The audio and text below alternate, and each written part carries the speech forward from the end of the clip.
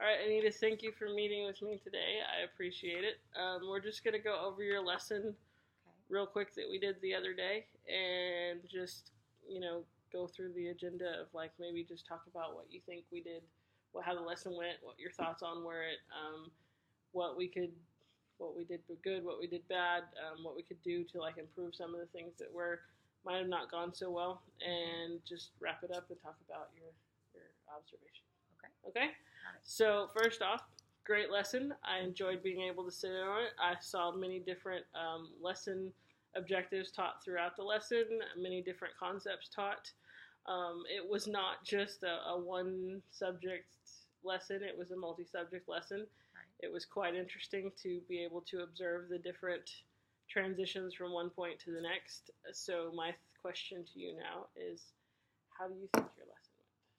What were your overall thoughts? I think the lesson went quite well actually, because they enjoy first of all they enjoy this time of year. Yeah. Second of all, they enjoyed what we were going to do. They Right. knew that we were going to be talking about a pumpkin. Mm-hmm. I had purchased this pumpkin. It was an extremely large pumpkin. I brought it in. We discussed the pumpkin. We did a wonderful story about the pumpkin. And then from there, I decided at that point we were going to take it a little bit further, and we were going to find out how many seeds were going to be in this pumpkin. So I read them this book, How Many Seeds in a Pumpkin by Margaret McNamara. And I think because they enjoyed the subject matter and it was a hands-on kinesthetic lesson and they were able to move Mm-hmm. and manipulate their environment, that I feel like they enjoyed the lesson. Just from being observing what was going on, it was quite an interesting lesson. They were engaged throughout the whole thing. What I did like about the book, and I'm sure you picked it for that reason, it was just not just a storybook. It was a learning tool as far as it taught math skills. There was a point in there, and I think I wrote it down, that it talked about how the lines in the pumpkin was indicative of how many seeds were in the pumpkin. So it taught science as well. So it wasn't just a one stop shop kind of thing. It was actually quite I can't think of the word, tied into many different lessons of kind of subject area. Were there any things that you thought maybe could have gone differently than what you planned through, when you sat down to like plan this lesson? Not really, because I knew that, first of all, I knew that the concepts that I was going to be teaching concerning this Right.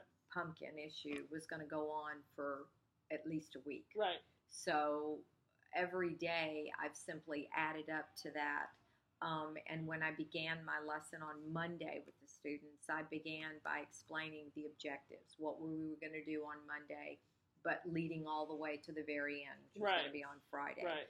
And so I think they had clear, definitive objectives in front of them of what we were going to do. The day that you came in, the main objective was going to be we were going to be counting the seeds. Right. Which led up to then we were going to cook the seeds. Right. And then we were going to eat the seeds. So Right. that was that. The day you came just happened to be the most exciting for them, because Right. that was going to be a Right.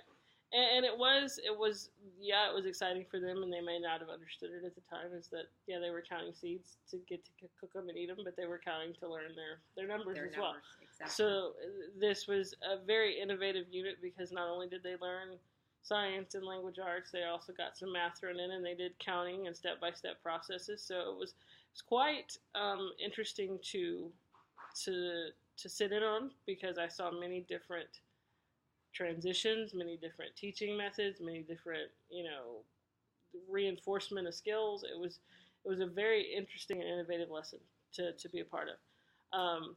Was there any areas you think that maybe needed to be refined, as far as when you taught this lesson again, or if you taught this lesson again, that you could do differently the next time? I think the next time that, number one, I would offer them the ability to either count by ones Mhm.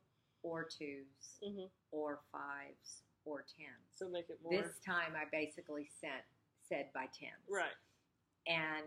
But next time I would offer them those options. Right. Number one. Number two, I would take the plate that I offered them and have sets drawn out for them so that when they're putting them out, whether they be by ones, twos, fives, or tens, it Right. would be a more definitive area for them. Right. I think that would be easier for them. Would that be more beneficial for their counting skills as far as having that defined space, so yes, that because that's really what happened was not being able to stay within a defined set area.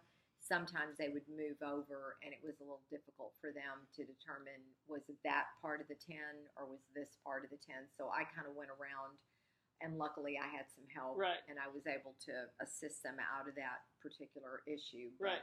next year I'll know to Yeah. have defined spaces for them, have defined sets for them to Right. count those in. right. I mean, it's more beneficial for them. Right. I did see a couple of things. Not really a couple because there's really I'm grasping at straws there, but it was just one. I did like how you called them to the when you were reading to them, you called them by I would believe it was billy goats, small goats, billy goats. medium billy goats, large And billy large. goats.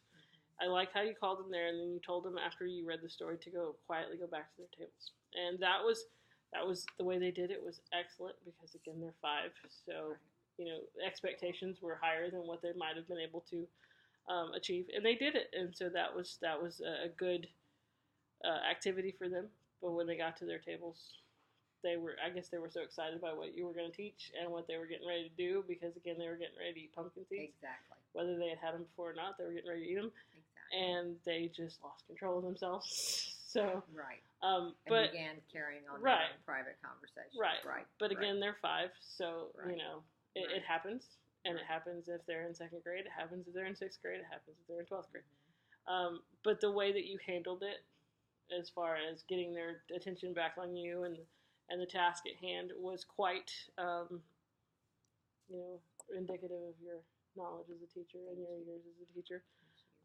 It was done with the utmost respect and praise, and can't say anything bad about it. I mean, it's a refinement, but it's also it's a compliment, it's a reinforcement as well, because yes, they did something other than what your expectations were, but you got them back on task in a positive manner. So I mean, it was a very, very interesting lesson, and all the objectives that you taught just in the 45 minutes I was in with you was quite an honor to be able to observe it. So I appreciate it, and I appreciate you being with me today and going over this. Absolutely. And thank you so much. Thank you.